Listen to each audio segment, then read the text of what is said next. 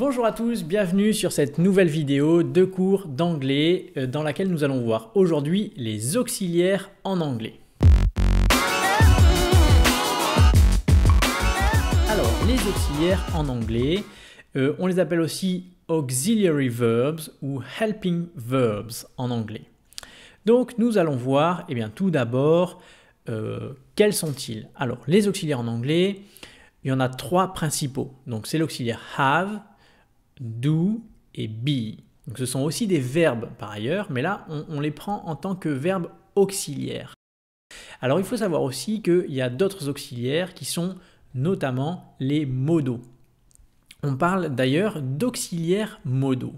Donc, ce sont des auxiliaires, mais nous n'allons pas les aborder aujourd'hui dans cette leçon. Pour faire plus simple, on va s'en tenir aux principaux auxiliaires qui sont have, do et be. Alors, commençons maintenant. Tout d'abord, à quoi servent-ils? Les auxiliaires, ça sert à trois choses. Ça sert tout d'abord à construire la forme interrogative, donc c'est-à-dire poser des questions. Si vous voulez poser une question en anglais, vous allez avoir besoin d'un auxiliaire. Ça sert aussi à construire la forme négative, donc si vous voulez dire ne pas, ne jamais, etc., il faut un auxiliaire en anglais.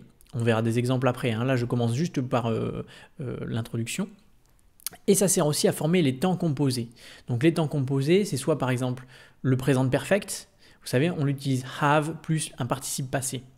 I have done something. Et ça sert aussi à construire les temps composés qu'on appelle les temps progressifs. Par exemple, le présent progressif. I am reading something. Je suis en train de lire quelque chose. Donc d'ailleurs, abonnez-vous à la chaîne YouTube si ce n'est pas encore fait parce que nous allons faire bientôt une formation vidéo sur plusieurs jours sur les temps de l'anglais. Donc nous verrons tous les temps de l'anglais. J'en profite donc pour le dire maintenant. Mais reprenons avec les auxiliaires. Alors quelle forme prennent-ils? Donc rapidement, have, c'est I have, you have. Et la seule exception, c'est à la troisième personne du singulier comme vous le voyez ici. He, she ou it has. Donc le have devient has. C'est exactement comme pour le verbe, hein. Ça se conjugue de la même manière que le verbe have. Ensuite, on a do, donc c'est pareil, tout le temps la même chose, sauf à la troisième personne du singulier, où le do devient does, D-O-E-S. Voilà, le S de la troisième personne du singulier. Comme l'auxiliaire do se termine par une voyelle, on fait ES. Et ensuite, l'auxiliaire be, donc vous voyez, c'est I am, you are, he ou she ou it is, we are, you are, they are. Alors aussi, il faut savoir que les modaux, ils peuvent se mettre à la forme contractée, surtout à l'oral, hein. En anglais, la forme contractée, normalement, hein, on l'utilise à l'oral, et à l'écrit, normalement, on ne met pas de forme contractée. Même si quand on écrit des mails ou quand on écrit du contenu informel, on met tout de même, ça arrive qu'on mette des formes contractées. Donc quelques exemples, I am not, ça donne I'm not à la forme contractée. They are not, ça donne they aren't à la forme contractée. Do not devient don't à la forme contractée. Et si on met au passé, did not devient didn't. Voilà. Je ne mets pas toutes les formes contractées ici, il y en a d'autres, hein. Par exemple were, qui est le passé de be, ça donne weren't. Were not donne weren't. Bon, voilà, les formes contractées, il y en a d'autres. Vous aurez l'occasion de les voir en pratiquant l'anglais. Sachez juste que vous pouvez mettre au choix à la forme contractée ou non contractée. Alors, entrons dans le vif du sujet. Donc, commençons par l'auxiliaire do. On va voir à quoi il sert et on va voir des exemples. Donc, comment poser une question avec l'auxiliaire do? Poser une question, vous savez, c'est auxiliaire sujet-verbe. Donc, auxiliaire, c'est do, le sujet, c'est you, et le verbe ici, c'est speak. Donc ici, do you speak Japanese? On a cet exemple. Si c'était au passé, c'est l'auxiliaire qui prend la marque du passé. On le verra après, mais ça donnerait did you speak Japanese? Donc vous voyez, le verbe to speak, si c'est une question, ne prend pas la marque du passé, c'est l'auxiliaire qui la prend. Ensuite, ça sert à faire une phrase négative, comme je le disais tout à l'heure. Donc poser une question, ensuite faire une phrase négative. Donc mettons que je réponde et je dis no, I do not speak Japanese. J'aurais pu dire aussi I don't speak Japanese. Et ensuite, ça sert à... au passé, do devient did, comme je le disais tout à l'heure. Par exemple, did you attend your Japanese course yesterday? No, I didn't. Et vous voyez que là, dans ces deux exemples, c'est l'auxiliaire did qui prend la marque du passé. Le verbe ici, to attend, ne s'est pas conjugué au passé puisque c'est une question et c'est l'auxiliaire qui prend la marque du passé. Quoi qu'il arrive, on va voir ça plus en détail tout à l'heure, mais ce qui est important, c'est de pratiquer, de faire des exercices pour que ça devienne un peu plus intuitif, parce que les auxiliaires, c'est une leçon qui paraît un peu compliquée quand on l'explique, mais c'est quelque chose qui s'utilise tous les jours et qui finalement est assez simple. Et quand on a vu répéter de nombreuses fois ce thème-là, ça coule tout seul. Donc le but, c'est plus que de tout comprendre, c'est de comprendre les grandes lignes et ensuite d'aller pratiquer. Alors ensuite, l'auxiliaire be. Donc là encore, on va voir les fonctions. Donc poser une question. Poser une question, par exemple, are you ready? Voilà, on ne dirait pas do you are ready, on dirait are you ready directement. Are you English? Et ensuite, faire une phrase négative.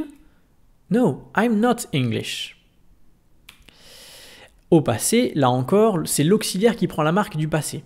Donc, voilà, si je dis je n'étais pas prêt, I wasn't ready. I wasn't ready. Donc c'est pas voilà, c'est l'auxiliaire qui a pris la marque du passé. Ensuite, construire les temps progressifs. Alors, le présent progressif, present progressive. Ok, donc j'ai mixé le français et l'anglais, mais ici on dirait présent progressif, pas progressive, pardon, en français. Donc le présent progressif. Voilà, l'auxiliaire to be, contrairement à l'auxiliaire do, il sert à construire certains temps progressifs, à construire les temps progressifs. Donc, par exemple, I am reading. Ça veut dire je suis en train de lire. C'est l'exemple qu'on avait pris tout à l'heure. This is what I am explaining. C'est ce que j'explique, ce que je suis en train d'expliquer. Donc, le verbe ici, c'est to explain. Et on a l'auxiliaire I am explaining, etc. Voilà pour les fonctions de l'auxiliaire be. Donc poser une question, faire une phrase négative ou construire les temps progressifs. Passons maintenant à l'auxiliaire have. Lui aussi, il sert à construire des temps composés.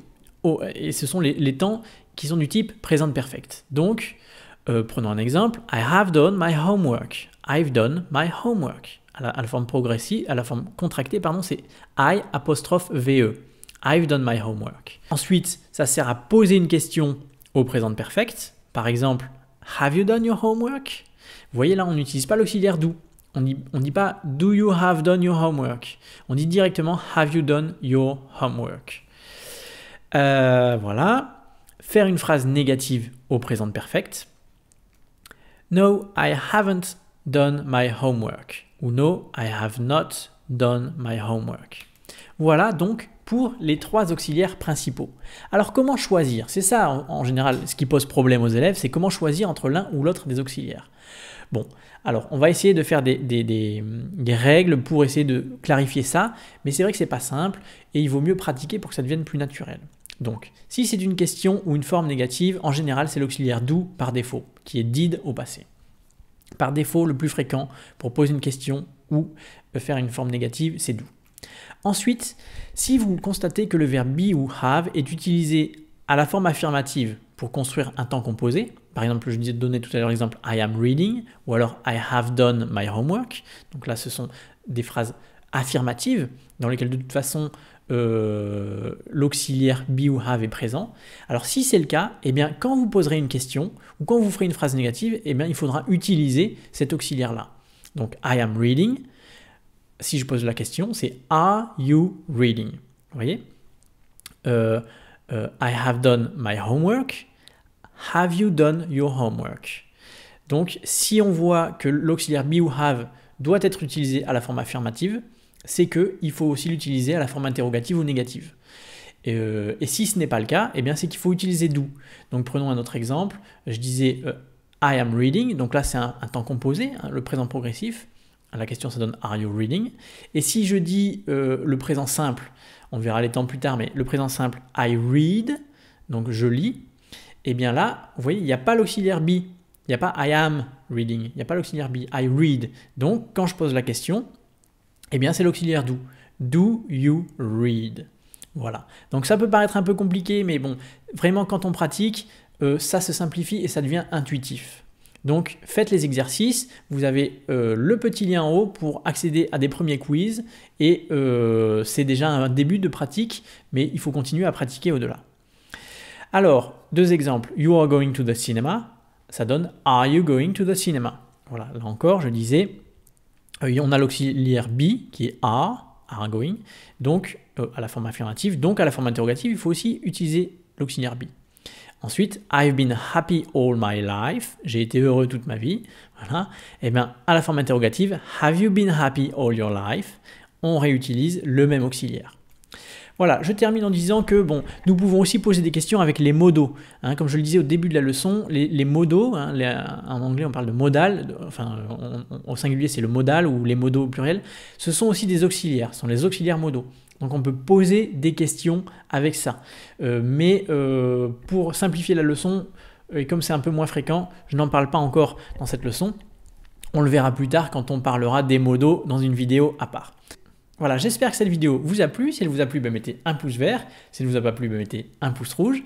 Et puis n'oubliez pas de vous abonner car bientôt nous allons faire une série de leçons, une formation en vidéo sur les temps de l'anglais. Donc ce sera très utile si vous voulez réviser vos bases ou acquérir les bases de l'anglais. Merci de nous suivre, à bientôt, bye bye.